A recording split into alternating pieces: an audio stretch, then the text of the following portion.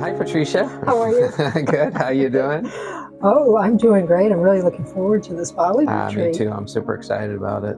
I'm so honored to have you as a meditation teacher for this Thank you. retreat. Thank you. Thank you. I'm looking forward to just being a part of the whole land of Bali, and also the fact that you know the lay of the land there and the sacred spots to visit. I'm excited about that. Great. So why don't you tell us a little bit about the meditation portion of the Okay. retreat? Okay, so I've been meditating, let's see, by the time the Bali retreat is here, it'll be 32 years for me. And it has profoundly changed my life. And so I love what I do. I can be a little goofy in the world in some ways. And yet when I teach and I speak, I just feel like there's something that happens that I feel like I do a nice job of getting my small self out of the way for something bigger to shine through. And that's what I plan on sharing with you when we're there. And what I'd like to do to start with is just do a short meditation so that you can just kind of get a sense of what I have to offer, and hopefully you feel a certain vibration along with this meditation. So we'll meditate for a few minutes, and then I'll explain a little bit more of what I have to offer. If you want to just get yourself comfortable and just take a nice deep breath in, and just letting go of any stress, any worries that you have, and just really be present for this moment right here. And I know it can be hard for the mind to understand, but there's literally everything we need to be at peace and in our hearts right now in this moment. So my first invitation for you is just to let go of all the stuff that you've been having going on. Stuff about you or somebody else or even the world. In fact, I would just invite you to just let the world be okay without you for right now. I know we get so busy and caught up in the world. Sometimes it's like, what? The world okay without me? Yeah, let's just do that. Let's just let the world be okay without us for right now, just for the short time we're doing this meditation. And then if you can, just allow your body to completely relax into this moment, and whatever you're sitting or laying on, just allow your body to melt into that and be supported by that. And if you have something higher to turn to, God, Jesus, Buddha, nature, whatever that is that calls to you, just allowing yourself to be supported by that energy as well. And then just bring your attention to your breath. Just notice it. And you'll notice the breath happens all by itself. You don't need to coax it or do anything with it whatsoever. In fact, nothing is needed for this meditation whatsoever. Nothing. There's no effort required. The only thing needed is to simply be aware. Just to be aware. And at the core of it, that's all meditation is. Sitting and being. That's the very simplicity of what meditation is. And in that sitting and beingness, sometimes thoughts or feelings present themselves. Perfect. If they present themselves, just simply notice them. And kind of like a cloud that passes by, just notice the thought, and as soon as you notice it, you don't need to figure it out. You don't need to analyze it. You don't need to fight against it or even try to push it away in any way. Even if you would describe it as a horrible thought, simply notice it and allow it to gently and effortlessly pass on by. And then come back to being aware of your breath once again. And one of the reasons we use the breath for meditation is because the breath happens all by itself. And because there's no effort required, it's a beautiful way of us just being able to be aware. To be aware. There's no doingness involved. We're just being aware. And that really is the core of meditation. And also the beautiful thing about using the breath is when we open our eyes and we're walking around in life, we can use this practice as well. We notice that we're getting stressed. As soon as we have that awareness of that thought or that feeling, we can simply come back to being aware of the breath once again, which brings us back to the moment and brings us back to the pure beingness of who we are, which is simply to be aware. So I'm going to leave the meditation right now, right there. And so if you want to just take another deep breath in and let it go, and you can open your eyes whenever you're ready. I want to say that meditation is incredibly powerful to help us to continue to move to a deeper place of awareness. And when we get into a place of awareness, we see that I describe it as the compassionate witness.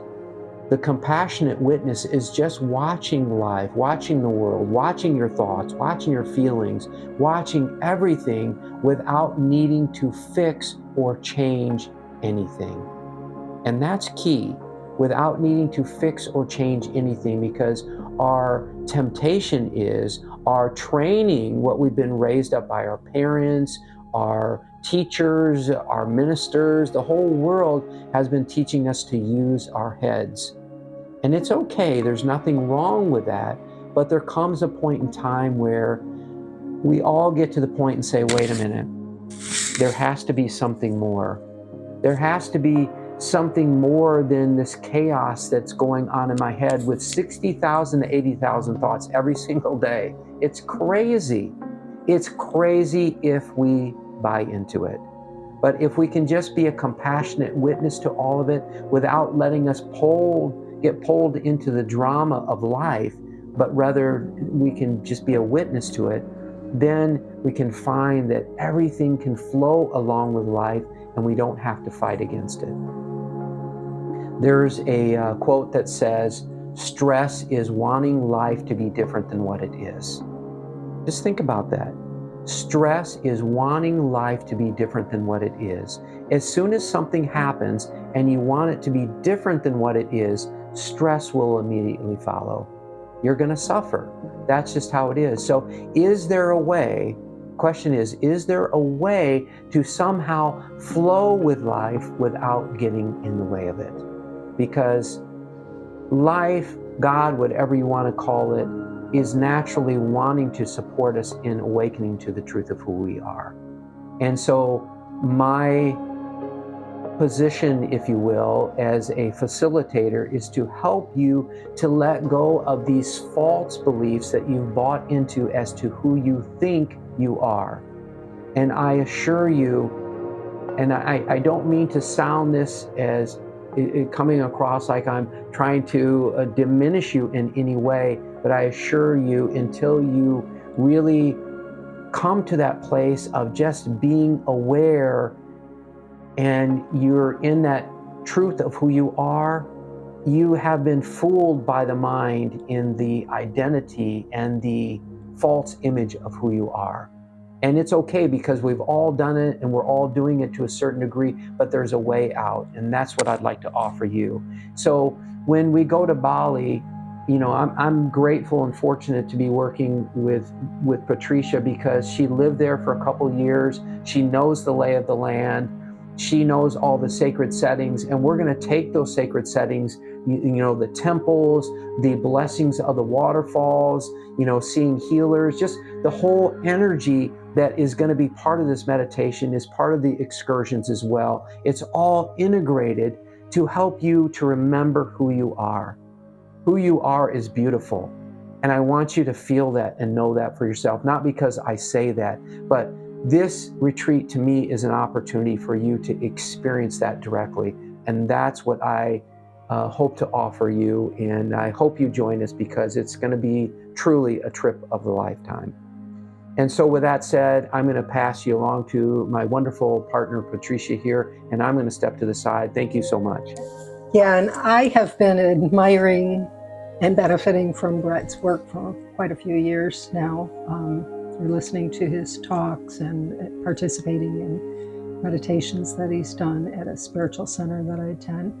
As far as Bali, I have been involved with Indonesia since 1994. I've been going there I lived in the island of Lombok. I've lived in Bali. I've traveled extensively in the islands in Nusa Tenggara in the east, all the way up through Sumatra and Sulawesi. I do speak the language, and I have made a couple of trips this year to Bali specifically to make sure that we have everything the best it can be for this retreat. We have found a beautiful house. It's called Bali Retreat. And if you go to balitry.com, you can see she's got a lovely website there. We've rented that house, and we are going to provide 3 meals, 10 days accommodation, the meditations and teachings from Brett. It's going to include transportation and entrance to all of the sites that we're going to go see, entrances to the temple dances, blessings from a priest, Malu water ceremony, a water purification ceremony. There's a couple, like at least 2 or 3 places that we'll be doing that. And a reading with a Balian, which is a Balinese shaman. And each day we're going to integrate some sort of an excursion with the meditations. Oh, and we're also doing a snorkeling trip, and that's all included in the equipment's included too. Excursions, the type of excursions we're going to go on are to temples, to natural settings. Basically what I've done is a lot of research and traveling around Bali to find places that are the non-touristic equivalent of a lot of places that you'll see on like TripAdvisor or different places, because Bali has gotten very visited by foreigners. And the reason for that, it's a good reason. It has a lot to offer this world in this time, because Balinese version of spirituality is all about balance. They are Hindu, but it's a bit different than the Hindu in India and Nepal. And you can find out a bit more about that on my website, on mythicaljourneys.com. Under the FAQ section, there is a lot of information on Bali, on the culture and etiquette and the spirituality. We're going to visit some sites where it involves going into nature, doing meditations out by a river or by a waterfall, and some in temples or on temple grounds. Not every temple that we go to will we be allowed to, but there are some that have told me that we can do it there. So it's going to be a beautiful fusion of the meditation work that we can do with Brett and the energies and the deep history of honoring the earth and honoring the spirits and the whole of Mother Earth that the Balinese culture involves. And it's just such a beautiful place. There is no, in my opinion, I have been in about 37 or 38 countries, there's nowhere on earth like it. It's just everything is done with the understanding that aesthetics matter, that spirituality matters. Balinese people have their home compounds designed in a certain way to honor the directions and the generations, and there's more information on my website about that. They pray at their family altar every day, and many of them go on a regular basis, like a daily or weekly basis, to their local temple to pray. There's a lot there. Everything is about ceremony and honoring, and you'll see on my website about the Chanang, which are these beautiful little offerings they put in front of their door every day, sometimes several times a day. And those are to honor the spirits that provide for us from Mother Earth, the spirits that support our prosperity when we grow our food or go out to work. And everybody is remembered, and everybody is part of that whole. And again, balance is the number one word you'll hear in a discussion about spirituality there. So I really hope that you can join us for this, because it is going to be a really beautiful retreat. It is 10 days, and everything is paid for once you get to the retreat site, and we can pick you up at the airport for a very minimal charge. And you'll find all of that on my website. So I'm looking forward to seeing you and meeting you. And I know that we're all going to have a great time. Namaste.